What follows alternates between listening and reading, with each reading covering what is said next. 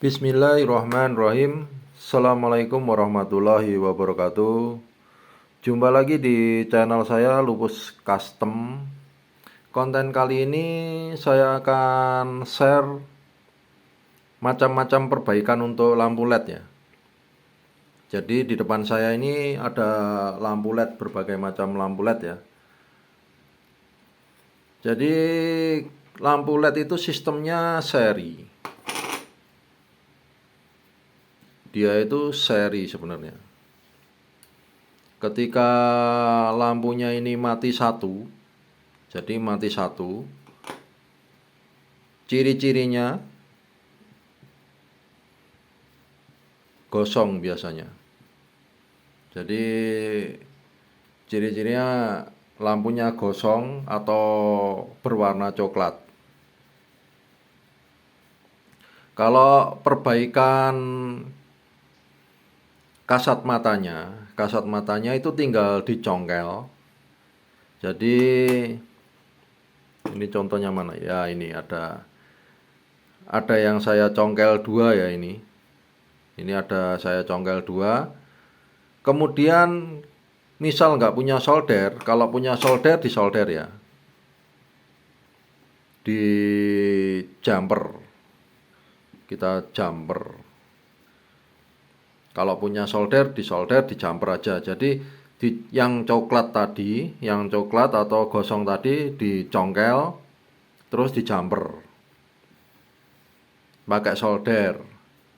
Tapi kalau nggak punya solder, cukup pakai pensil 2B. Jadi pakai pensil 2B digabungkan, digores-gores pakai pensil 2B sampai gabung. Kemudian dicoba hidup.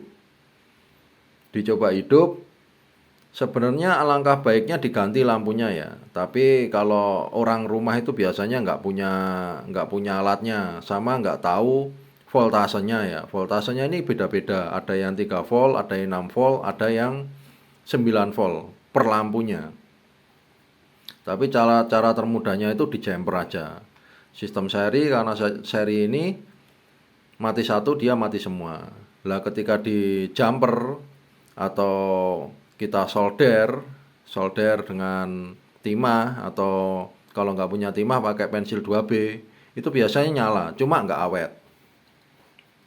awet. Ada kemungkinan juga seperti ini itu lampunya nggak bermasalah semua, lampunya bagus semua ini, tapi drivernya mati. Jadi ada dua kemungkinan kerusakan ya, dari LED-nya itu bisa mati, dari drivernya bisa mati. Lah, cara perbaikan yang misal ganti driver atau jumper ini menurut saya nggak awet. Menurut saya itu nggak awet. Jadi saya seringnya memanfaatkan lampu ini, saya bikin paralel. Nah, ini saya bikin paralel seperti ini. Ini kan kalau nggak salah mati dua, kalau nggak salah. Kita lihat ya, ada yang gosong.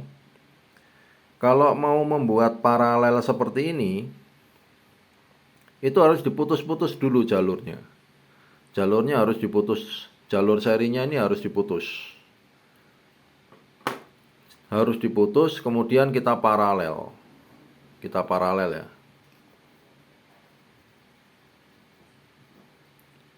Terus kita manfaatkan charger HP yang nggak kepake, yang bukan fast charging ya. Kalau bisa usahakan ori. Kemudian kita kasih arusnya. Nah, nyala ya. Yang pengalaman saya yang seperti ini tuh awet sampai bertahun-tahun. Ketika drivernya diganti ngeblur ya. Jadi ketika drivernya diganti cas HP, kemudian sistemnya itu dibikin paralel, itu awetnya bertahun-tahun, insya Allah bertahun-tahun, sampai mungkin 10 tahun atau lebih ketika diganti ini ya. Insya Allah, saya nggak jamin juga, tapi pengalaman saya berbicara seperti itu. Diganti seperti itu di paralel. Daripada benerin drivernya ini, ketika kita benerin drivernya, dia sistemnya masih seri.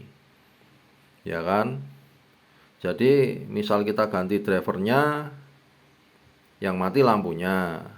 Misal kita ganti lampunya, yang mati drivernya. Makanya kalau saya nyervis, saya bikin seperti itu. Dan alhamdulillah awet sekali. Ya, sistem paralel. Karena sistem paralel ketika mati satu, dia masih hidup. Ketika mati dua, masih hidup. Seperti itu. Cuma ini cara saya, bisa diikuti apa tidak. Kalau cara yang sesungguhnya ya ganti lampu, punya alatnya yang untuk deteksi ini berapa volt, kemudian drivernya itu mengeluarkan berapa volt. Cara yang benar. Kalau cara akal-akalan awet, ini saya seperti ini. Ini dari berapa ini? Dari 2019. 2019 biasanya, soalnya saya servis itu saya tandai. Ini udah 2026 ini. Oke, gitu aja dari saya. Semoga bermanfaat. Tetap semangat, tetap jaga kesehatan. Wassalamualaikum warahmatullahi wabarakatuh. Jangan lupa subscribe, like, komen, dan share. Dukung terus channel saya. Semoga sehat selalu. Terima kasih.